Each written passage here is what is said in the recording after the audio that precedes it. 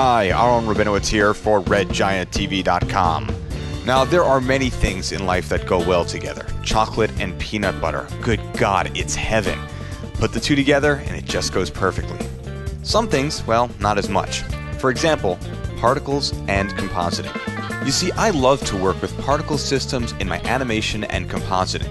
But one thing that can cause problems in compositing is that I want some particles in front of a layer and some behind. The problem is that while Trapcode Particular can take advantage of the After Effects 3D camera, the particles it generates are not really part of the After Effects 3D environment. They're all contained on a single layer. That means that no matter what you do, the particles will either be in front of a layer or behind it, regardless of the perspective distance. In other words, even if they appear to be far away in the particular world, if the particular layer is in front of another layer, these faraway particles will always appear in front of it. Now, one solution is to use a feature in particular called obscuration layer, which provides a way to insert a 3D layer into the particular world. But the feature has several drawbacks, including a lack of anti-aliasing, meaning you get rough edges during overlap. And it doesn't work with masks, nor does it like partially transparent edges. Also, it doesn't work with text or shape layers unless they're pre-composed, and it only works with 3D layers. Sometimes you want to keep things simple and just work with 2D. So in this tutorial, we're going to look at a technique for better compositing with Trapcode Particular. So here I'm in After Effects in a scene I'm working on to promote Crowd Control, the vast library of keyed out footage from All Bets Are Off Productions. That's my company, by the way. So I have this really cool battle scene, and there's a whole bunch of effects in here, including Null Light Factory for the lens flares, Particular for the sparks that fly when the fighters clash their weapons, and Magic Bullet Looks to bring the whole composite together. I'm also using a bounce floor layer with Particular. There's a great tutorial on how to set up bounce layers by Trapcode Particular creator Petter Norby. You can find that on the Red Giant Software website by clicking on the video tutorials link. As a side note, my daughter Noah has a stuffed bunny named Petter Norby. I kid you not. Anyway, back to the matter at hand. This is looking pretty cool. But one problem I'm having is that as the sparks fly, there should be some behind the actors and some in front. But as you can see, especially when the particles hit the ground, the particles that should be behind the actors are actually in front of them. So I'm going to show you a quick and easy way to solve this problem without too much work. First off, I'll select my particles layer and head into the effects panel. There are several sections for different particular parameters, but I want to pay special attention to the section called Visibility. I'll twirl that down, and as you can see, we have a bunch of properties. I'm going to focus on the ones called Far Vanish, Far Start Fade, Near Start Fade, and Near Vanish. The short explanation is this. The Far Vanish property determines how far away from the camera particles have to be before they are no longer seen. So as I slide this value up or down, you can see that the particles in the distance are being eliminated from the scene. Or as members of organized crime like to put it, being disappeared. Although I have no recollection of having done that. Yeah. The next property, called Far Start Fade, determines how far away from the camera particles are before they begin to fade out of existence.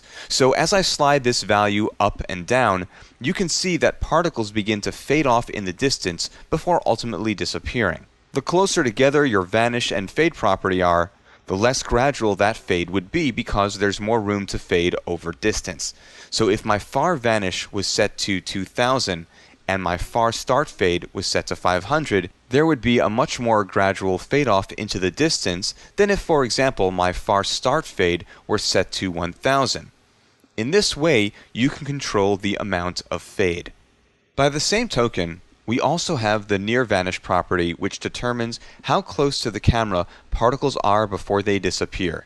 I can use this property to make sure particles never get too close to the camera. And using the near start fade property, I can make sure they fade off as they get closer instead of just popping out of existence. Finally, even though it's not really relevant to our project here, I'll just mention that you can change the method in which things fade off by using the near and far curves pull down. Your choices are linear for an even fade or smooth for a more organic fade. Now, let's take all of this and make some movie magic, shall we? Oh yes, I think we shall, indeed. So back in my main composition, I'll select my particles layer, and in the effects panel, I'll get into the visibility settings. Now at this point, you're going to need to experiment a little bit, because you need to determine where the object you want both in front of some particles and behind others is located in terms of distance from the After Effects camera. And there's a whole bunch of ways that you can do this, whether it's through expressions or knowing the camera location versus the location of 3D layers, but I just used the visual method, which was to scrub the far vanish property until I got close to what I wanted, and then fine-tuned it by entering the values manually. In the end, 1270 is what worked for me. So I'll set the far vanish and the far start fade both to 1270. The end result being that the particles don't fade into the distance, they just disappear right at that point. I'll also set their near vanish and near start fade both to 0. In this case, I don't need the particles to fade out as they get closer to the camera. Okay, so now we have our front particles. I'm going to duplicate this layer by hitting Ctrl D or Command D on a Mac. And then I'll move this new layer down in the stack order to sit just below my crowd control fighters.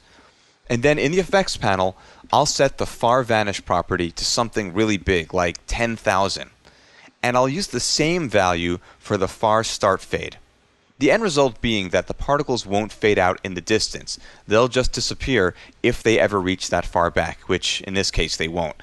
I'll also set the near start fade and near vanish both to 1270. By doing that, only particles 1270 pixels away from the camera and beyond will be visible. A final preview of the effect, and I'm pretty happy with the result. I just want to point out that if you use this technique in conjunction with the one that I covered in episode 7 called Getting Better Control of Emitter Position in Trapcode Particular, you can start to have a lot of fun if you layer things properly. Hopefully, this will help you the next time you use Trapcode Particular in your layered 3D compositions. And hey, remember, if you don't have Trapcode Particular, you can always download a free trial version of the software and give it a go. And just for watching this tutorial, we're going to give you a discount on Trapcode Particular. Go to redgiantsoftware.com/promos to get this and other special Red Giant TV deals. Now these are time-sensitive discounts. They won't last forever. All coupon codes expire 7 days from the launch date of each tutorial. So again, go to redgiantsoftware.com/promos to get the coupon codes for the most current Red Giant TV discounts. Once again, I'm Aharon Rabinowitz for redgianttv.com. See you next time.